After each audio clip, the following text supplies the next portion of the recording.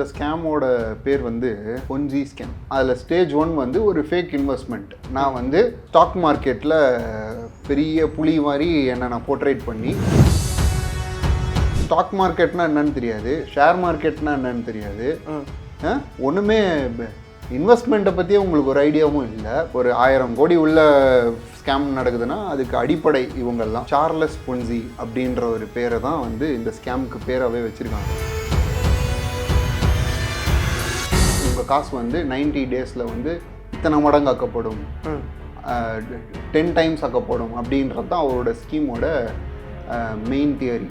Share மார்க்கெட்டில் காசு போட்டால் நல்ல ப்ராஃபிட் வரும், மியூச்சுவல் ஃபண்ட்ஸில் நல்லா காசு வரும், அதில் வரும் இதில் வரும் அப்படின்ட்டு அந்த ஒரு பிளைண்டான அந்த ஒரு 1 லைன் கான்வர்சேஷனை மட்டும் மைண்டில் வச்சுட்டு, இப்போ இவர் நல்ல ஷேர் மார்க்கெட்டில் ப்ராஃபிட்டபுளாக இருக்கார், இந்த 100 பேர் ஃபஸ்ட்டு ஆரம்பிக்கிற இந்த ஸ்கேமு போய் சேர்ற இந்த பீப்புளு 100 பேர் வந்து 1000 பேராக மாறும். தமிழ்நாடு இல்லாமல், கர்நாடகா இல்லாமல், ஆந்திரா இல்லாமல், ஆல் ஓவர் இந்தியாவில் இருக்க எல்லா பார்ட்டுமே இதில் வந்து பார்ட்டிசிபேட் பண்ண ஆரம்பிச்சிருவாங்க.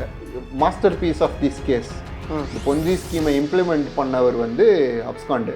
ஆர்பிஐ சட்டத்தின்படி இது எக்ஸார்பிடன்ட் இன்ட்ரெஸ்ட்டுக்குன்னு ஒரு பர்டிகுலர் இது இருக்குது. அதை நீங்கள் ஃபாலோ பண்ணலைன்னா அது எக்ஸார்பிடன்ட் இன்ட்ரெஸ்ட்டுன்னு கன்சிடர் ஆகப்படும். அதாவது இப்போ வரைக்குமே இன்வெஸ்டிகேஷனில் இருக்கக்கூடிய ஒரு ஸ்கேம், அதாவது ஒருத்தவன்ட்ட ₹1 வாங்குறதை தாண்டி 1 லட்சம் பேர்ட்ட ₹1 வாங்கிடலாம்டா அப்படிங்கிற ஒரு கான்செப்டில் தான் அவங்க பண்ணிப்பாங்க நினைக்கிறேன். ஸோ அந்த ஸ்கேமை பற்றி சொல்லுங்கள், ஃபுல் டீட்டெயில் என்னங்கிறது. இந்த ஸ்கேமோட பேர் வந்து பொன்சி ஸ்கேம்.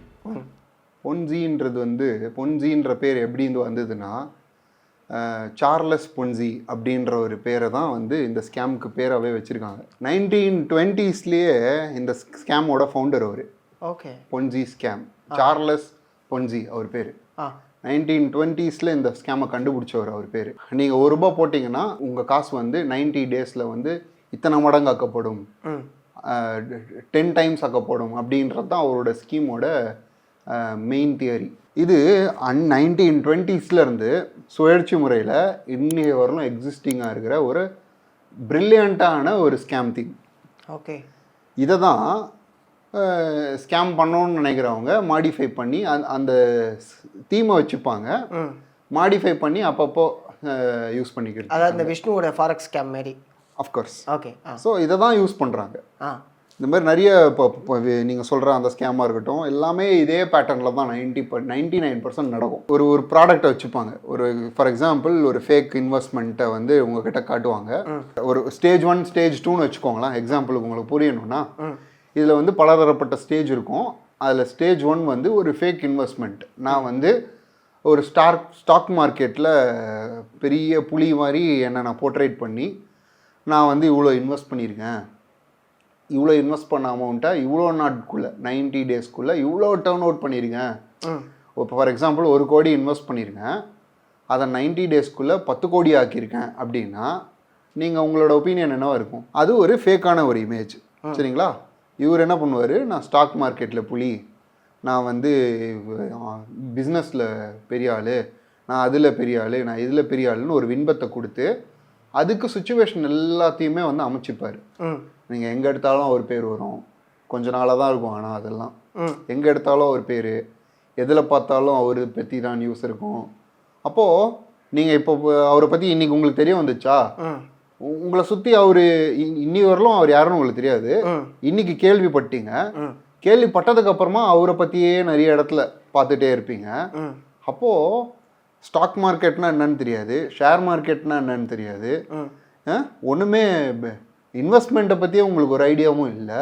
அப்படின்ற பட்சத்தில் நீங்கள் என்ன பண்ணுவீங்க, ஷேர் மார்க்கெட்டில் காசு போட்டால் நல்ல ப்ராஃபிட் வரும், மியூச்சுவல் ஃபண்ட்ஸில் நல்லா காசு வரும், அதில் வரும் இதில் வரும் அப்படின்ட்டு அந்த ஒரு பிளைண்டான அந்த ஒரு 1 லைன் கான்வர்சேஷனை மட்டும் மைண்டில் வச்சுட்டு, ஓ இவர் நல்ல ஷேர் மார்க்கெட்டில் ப்ராஃபிட்டபுளாக இருக்கார், இவர்கிட்ட பணத்தை போடலாம் அப்படின்ட்டு அந்த ஃபேக் இமேஜை மட்டுமே பேஸ் பண்ணி செகண்ட் ஸ்டேஜ் உள்ள நுழைஞ்சிரும். ஒரு 1000 கோடி உள்ள ஸ்கேம் நடக்குதுன்னா அதுக்கு அடிப்படை இவங்கெல்லாம். 100 பேர் சேர்றாங்கன்னு ஒரு எடுத்துக்காட்டுக்கு வச்சுப்போமே, அந்த 100 பேர் தவணை முறையில் இந்த மாதம் நீங்கள் பே பண்ணிட்டீங்க, நெக்ஸ்ட் மாதம் 5ஆம் தேதி உங்களுக்கு டான்னு இன்ட்ரெஸ்ட் வரும். 10ஆம் தேதி போட்டிங்களா 10ஆம் தேதி இன்ட்ரெஸ்ட் வரும், 20ஆம் தேதி போட்டிங்களா 20ஆம் தேதி இன்ட்ரெஸ்ட் வரும். புரியுதுங்களா உங்களுக்கு? புரியுது. அப்போது இந்த ஃபஸ்ட்டு உங்கள் மூலயமா நீங்கள் ஒரு 100 பேர் எடுத்துகிட்டு போய் சேர்த்துட்ருக்கீங்க, ஃபஸ்ட்டு ஒரு 100 பேர் இருக்காங்க. அந்த 100 பேர் ஒரு மாதமோ 2 மாதமோ காசு வாங்கிடுவாங்க. அந்த ட்ரஸ்ட்டில் என்ன பண்ணுவாங்க, ஓகே நம்பிக்கையாக காசு வருது, நம்ம வந்து பை மவுத் என்ன பண்ணுவீங்க, ஃபஸ்ட் எடுத்துகிட்டு போய் உங்களுக்கு தெரிஞ்ச ஒரு 4 பேர்கிட்ட சொல்லுவீங்க, நானும் ஷேர் மார்க்கெட்டில் காசு போட்டிருக்கேன், எனக்கு மாதம் இவ்வளோ வருது, நான் 1 லட்ச ரூபா போட்டேன் எனக்கு 80,000 வருது, சாரி நான் 10 லட்சம் போட்டேன் எனக்கு 80,000 வருது, நான் 1 லட்சம் போட்டேன் எனக்கு 8,000 வருது அப்படின்னு உங்களை நீங்கள் வந்து உங்கள் ஃப்ரெண்ட்ஸ்கிட்டயோ ஃபேமிலி மெம்பர்ஸ்கிட்டயோ இல்லை நோன் பீப்புள்கிட்டயோ ஷேர் பண்ணும்போது அவங்களும் ஒரு இல்லிட்ரேட்டாக தானே இருப்பாங்க. இல்லிட்ரேட்டாவோ இல்லை புவர் பீப்புளாவோ இருக்கும்போது அவங்களுக்கும் ஒரு ஆசை வரும். ஓகே, அவங்க என்ன பண்ணுவாங்க, இந்த 100 பேர் ஃபஸ்ட்டு ஆரம்பிக்கிற இந்த ஸ்கேமு போய் சேர்ற இந்த பீப்புளு 100 பேர் வந்து 1000 பேராக மாறும். வாய் மூலயமாவே 1000 பேர் ஆயிருக்கும். அந்த 1000 பேர், ஃபார் எக்ஸாம்பிள் நான் இன்னைக்கு உங்களுக்கு 5ஆம் தேதி காசு கொடுக்குறேன், உங்களுக்கு 5ஆம் தேதி காசு கொடுக்கணும். 10ஆம் தேதி ஒருத்தன் சேர்ந்துருப்பான், 2ஆம் தேதி ஒருத்தன் சேர்ந்துருப்பான். இப்போ 2ஆம் தேதி சேர்றவன் காசை வாங்கி நான் உங்களுக்கு கொடுப்பேன். ஓகே, உங்ககிட்ட இருந்து வாங்கின காசை 10ஆம் தேதி சேர்ந்தவனுக்கு கொடுப்பேன். 10ஆம் தேதி சேர்ந்தவனை, சாரி 15ஆம் தேதி சேர்ந்தவனுக்கு 10ஆம் தேதி காசு வாங்கி கொடுப்பேன். ஓகே, இப்படி சுழற்சி முறையில் உங்கள் காசை வாங்கி கஸ்டமர்ஸ், அதாவது கஸ்டமர்ஸோட காசை வாங்கி கஸ்டமர்ஸ்கிட்டயே கொடுக்கறது தான் இந்த பொன்சி ஸ்கேம். இது ரொம்ப சிம்பிளாக இதுதான் அவுட்லைன். இது என்ன நடக்கும்னா, ஸ்டேஜ் பை ஸ்டேஜாக இப்போ நீங்கள் உள்ளே வந்துட்டீங்க, நீங்கள் ஒரு பிராண்ட் அம்பாசிடராகவே மாறிடுவீங்க. ஓகே, நீங்கள் ஃபஸ்ட் இயர்லேயே 10 லட்ச ரூபா போட்டீங்க, அதுக்கப்புறம் உங்களோட ஃபஸ்ட் இயர் எண்ட்லேயே ஆல்மோஸ்ட் நீங்கள் உங்கள் காசை வெளில எடுத்துட்டீங்க. கரெக்டாக மாதத்துக்கு 80,000 வருது. ஃபர்ஸ்ட் இயர் எண்ட்லேயே நீங்கள் ப்ராஃபிட் ஃபுல்லாக உங்கள் மணி எடுத்துகிட்டு இருப்பீங்க. செகண்ட் இயர்லேருந்து ப்ராஃபிட் நீங்கள் கூட செகண்ட் இயர் எண்டில் 20 lakhs ஆயிருக்கும், தேர்ட் இயர் எண்டில் 30 lakhs ஆயிருக்கும், ஃபோர்த் இயர் எண்டில் 40 lakhs ஆயிருக்கும் உங்களோட இது மட்டும். நீங்கள் என்ன பண்ணுவீங்க, ஒரு பிராண்ட் அம்பாசிடராகவே மாறிடுவீங்க. எல்லா இடத்துலையும் இதே தான் பேசுவீங்க நீங்கள். ஆமாம், ஏய் மேரா போட்டேன்டா பாரு, இப்போ பாரு எப்படி நிற்கிறேன் பாரு, ஆமா பேசுவீங்களா?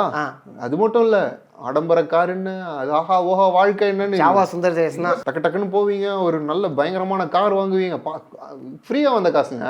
ஆமாம், ஒரு பயங்கரமான காரை வாங்குவீங்க, உங்களை போர்ட்ரேட் பண்ணிக்கிறத பார்த்து உங்களை சுற்றி இருக்கவங்களெல்லாம் வந்து என்னப்பா நமக்கு கொஞ்சம் சொல்லப்பா சொல்லப்பா அப்படின்னு உங்களை பார்த்தே இது நீங்கள் என்ன பண்ணுவீங்க, மறுபடியும் இன்னொரு டீமை சேர்ப்பீங்க. உங்கள் மூலயமா நீங்கள் பிராண்ட் அம்பாசிடர் ஆகிட்டீங்களா, உங்கள் மூலயமா இன்னொரு 20 பேர் 30 பேர் 40 பேர் 50 பேர், that depends upon your contact. Corona காலத்தில் கூட காசு கொடுத்தான், கேட்டால் ஷேர் மார்க்கெட். அப்போ என்னன்னா பல பேர் வந்து அவங்க ஹார்ட் ஏர்ன்டு மணி சேர்த்து வச்ச காசு எல்லாத்தையும் எடுத்துன்னு வந்து இவன்கிட்ட போட்டு மாதம் வட்டி வாங்கி சாப்பிடலாம் நிம்மதியாக, சும்மா தானே இருக்குது காசு அப்படின்னு போட்ட காசு கொரோனா பீரியடில் கூட அவங்களுக்கு உதவி இருக்கு, இன்ட்ரெஸ்ட் வந்திருக்கு. ஆனால் அப்படியே கொரோனா முடிஞ்சு பிஸ்னஸ் மறுபடியும் ஒரு பூம் எடுக்கும்னு நினைக்கிற ஸ்டேஜில் எல்லா டைமும் நம்ம நினைக்கிறதுலாம் வாழ்க்கையில் நடக்காது. கண்டிப்பாக அந்த லாஸ்ட் ஸ்டேஜில் ஒரு டீமை சேர்த்தாங்க. அந்த டீம் வந்து சேர்த்து விட்ட டீம் வந்து 1 மாதம் இன்ட்ரெஸ்ட் வாங்கும், 2வது மாதத்தில் கொஞ்சம் அப்படி இப்படின்னு 5ஆம் தேதி போட்ட 5ஆம் தேதி வர வேண்டிய காசு 10ஆம் தேதி வரும், அதுக்கு அடுத்த மாதத்துல வரவே வராது. ஓகே, அப்படியே விட்டுருவாங்க. அவங்க எல்லாரும் போயிட்டு கம்ப்ளைண்ட் ரைஸ் பண்ணியிருப்பாங்கல்ல? டெஃபினட்டாக. அது என்ன கம்ப்ளைண்ட்டுன்றது வந்து இன்னைய வரலும் பெண்டிங் ஸ்டேஜ் தான். ஓகே, சி நீங்கள் by way of mouth communicate ஆகிட்டு இருக்கா, தமிழ்நாடு இல்லாமல் கர்நாடகா இல்லாமல் ஆந்திரா இல்லாமல் ஆல் ஓவர் இந்தியாவில் இருக்க எல்லா பார்ட்டுமே இதில் வந்து பார்ட்டிசிபேட் பண்ண ஆரம்பிச்சிருவாங்க. தமிழ்நாட்டிலேருந்து போட்ட காசுங்க இப்போ மக்கள் எல்லாருமே போயிட்டு எக்கனாமிக் அஃபென்ஸ் விங்கில் கம்ப்ளைண்ட் கொடுத்து அதுக்கு ஆக்ஷன் எடுக்கணும்னு போகும்போது master piece of this case இந்த பொன்சி ஸ்கீமை இம்ப்ளிமெண்ட் பண்ணவர் வந்து அப்ஸ்காண்டு. இதுக்கு கீழே பிராண்ட் அம்பாசிடர்ஸாக இருந்தால் நீங்களும் தான் மாட்டீங்க. இன்வெஸ்டிகேஷன் போயிட்டே தான் இருந்தது, பல வருஷம் இன்வெஸ்டிகேஷன் போயிட்டு இது வந்து ஒரு எண்ட் கன்க்ளூஷனே வராமல் it is still alive, the case is still alive. புரியுது. இதில் என்ன ஆச்சுன்னா, உங்களை மாதிரி பிராண்ட் அம்பாசிடர்ஸை எக்ஸாம்பிளுக்கு சொல்கிறேன், உங்களை மாதிரி பிராண்ட் அம்பாசிடர்ஸை மட்டும் அரெஸ்ட் பண்ணி ஒரு ஜெயிலில் வச்சிருக்கிறாங்க. இன்னைக்கு ஒரு சில பிராண்ட் அம்பாசிடர்ஸ் வந்து பெங்களூரில் இருக்காங்க ஜெயிலில். இப்போ லாஜிக்கலாக அவங்க சைடில் இருக்கக்கூடிய விஷயம் என்னென்னா, இது ஸ்கேம்னு எனக்கு தெரியாது, நான் ஒன்று பண்ணேன், அதை பார்த்து நீங்கள் என்கிட்ட கேட்டீங்க, ஆனால் அது இப்படி நடக்கும்னு தெரியாமல் நான் பண்ணிட்டேன் அப்படிங்கிற ஒரு அப்படி தான் எடுத்துப்பாங்க. பட் ஆனால் வந்து இதில் இன்னொரு பார்க்கப்பட வேண்டிய விஷயம், இப்போது நான் கடைசியாக போட்டிருக்கேன்ல, ஆமாம், இதில் வந்து சுழற்சி முறையில் தானே போய் காசு சேருது. 5ஆம் தேதி போட்டவனுக்கு 10ஆம் தேதி போட்டவனுக்கு 5ஆம் தேதி காசு போட்டவனோட தான் போய் சேருது. கரெக்டாக எக்ஸாம்பிள் சொல்லணும்னா இதில் என்ன நடக்குதுன்னா, இப்போ ஒருத்தர் வந்து போடுறாரு காசு, போட்டு 2 மாசத்துல ஏமாந்துருக்காரு. அந்த அவருக்கு என்ன சொல்யூஷன் அப்படின்றத வந்து நம்ம ஆராயணும்ல. கண்டிப்பா சட்டம் ஆராயும் அதை. கண்டிப்பா. அப்போ அந்த காசு for example so and so XYZோட காசு வந்திருக்கு, அந்த அக்யூஸ்டோட அக்கௌண்ட்டுக்கு வந்திருக்கு. அந்த அக்யூஸ்ட் அக்கௌண்ட்ல இருந்து இத்தனை பேருக்கு போயிருக்குது. அக்கௌண்ட் ஃப்ரீஸ் பண்ணிருப்பாங்கல்ல. ஃப்ரீஸ் ஆயிடுச்சு, ஃப்ரீஸ் ஆகும். ஓகே. ஃப்ரீஸ் டீஃப்ரீஸ் பண்ணனும்னா you people have to go and handle it legally. Okay okay. ஆனா இந்த இடத்துலயும் ஒரு பெரிய தவறு நடக்குது. ஃபார் எக்ஸாம்பிள் அந்த பெங்களூர்ல கடைசியா போட்டவரோட பணம் வந்து ஃப்ரீஸ் ஆயிடுச்சு. பணம் வந்து போய் சேர்ந்த எல்லா அக்கௌண்ட்டையுமே ஃப்ரீஸ் பண்றாங்க. அந்த ஃப்ரீஸ் ஆன அக்கௌண்ட் எல்லாருக்குமே வந்து நோட்டீஸ் வருது. அந்த நோட்டீஸை போயிட்டு நம்ம போய் சால்வ் பண்ணணும். நோட்டீஸ் பிரகாரம் ஸோ கால்டு டேட்ல போயிட்டு நம்ம அப்பியர் ஆகி இதுக்கு விவரம் தெரிவிக்கணும்னு சொல்லுவாங்க. விவரம் தெரிவிக்கிறதுக்கு நம்ம போறோம்ல, நம்மள உட்கார வச்சிருவாங்க. ஓகே. இது வந்து லீகல் காசா இல்லீகலா?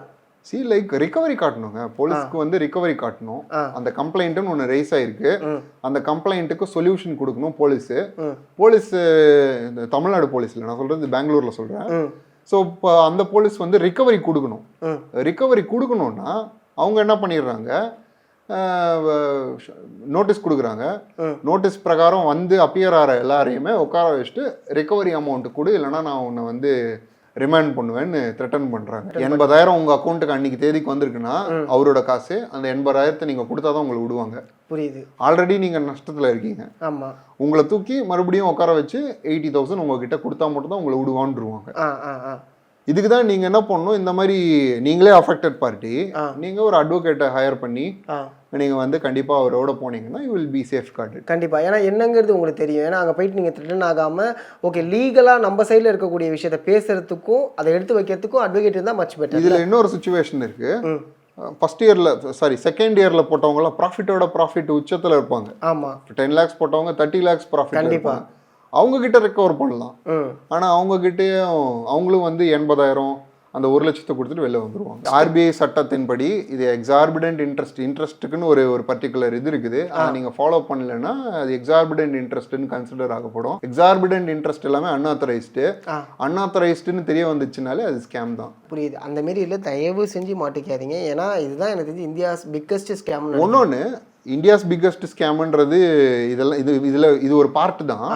இது சுழற்சி முறையில் 1920 வந்துட்டே தான் இருக்கு, அப்கிரேட் ஆகிட்டே தான் இருக்குது. இப்போ ஸ்டாக் மார்க்கெட் எப்பத்துல இருந்து பூமா இருக்கு இப்பத்துல. ஆமா.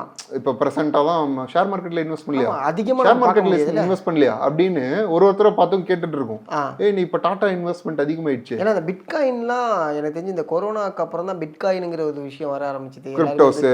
கிரிப்டோஸும் ஒரு ஸ்கேம், அதுல நிறைய பேர் ஸ்கேம் பண்ணியிருக்காங்க. MLMங்கிற பேரை மட்டுமே நீங்க மனசுல வச்சுக்காதீங்க, நிறைய MLM இருக்கு. ஏமாறுறவங்க இருக்கிறவர்களும் ஏமாத்துறவங்க இருப்பான். சிம்பிள். கண்டிப்பா கண்டிப்பா. பேங்க்குக்கு போனால் 2% ஏதோ வட்டி சொல்கிறாங்கன்னு வச்சுக்கோங்களேன். நீங்கள் போயிட்டு 2% இல்லை actually, sorry okay okay. So வட்டிக்கு விடுற பிஸ்னஸ்லேயே 2%ன்றதே அதிகம்.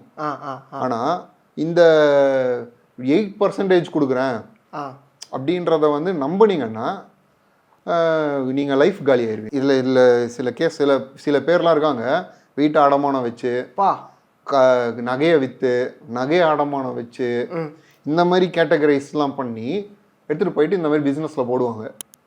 வட்டி வரலும் அதை கட்டி மூட்டுன்னு இருப்பாங்க. சரி, வட்டி வரலன்னா முடிஞ்சு போச்சு, இல்லை வீடு போச்சு, நகை போச்சு, எல்லாமே போயிடும். அப்படி போன சிலர் இருக்காங்க, அவங்கெல்லாம் இன்னைக்கு பாவம் ரொம்ப கஷ்டம். எனக்கு தெரிஞ்சு ரொம்ப வருத்தப்படக்கூடிய நிலைமையில இருக்காங்க. வீடெல்லாம் விற்று இதுக்குள்ளே நீங்கள் போடுறதுங்கிறது ரொம்ப தப்பான ஒரு விஷயம். அப்படி நீங்கள் ஓகே நான் வந்து போட போகிறோம்னா FD போட்டுருங்க. எனக்கு தெரிஞ்சு அது கூட கொஞ்சம் பெஸ்ட். FD போட்டால் உங்களுக்கு சேஃப், கம்மியான இன்ட்ரெஸ்ட் வரும். பட் ஆனால் சேஃபான ஒரு விஷயம். நிறைய பேங்க்ஸ் வந்து வேறு டிஃப்ரெண்ட்டான இன்ட்ரெஸ்ட் கொடுத்துட்டு இருக்காங்க. பட் அப்படி போகிறது நம்ம சேஃப். ஏன்னா ஒருத்தன் சட்ட காலரை பிடிச்சி கேட்கறதுக்கு அங்கே ஒரு பர்சன் இருக்கான்னு, இங்கே யார் இருக்கா சட்ட காலரை பிடிக்கிறதுக்கு?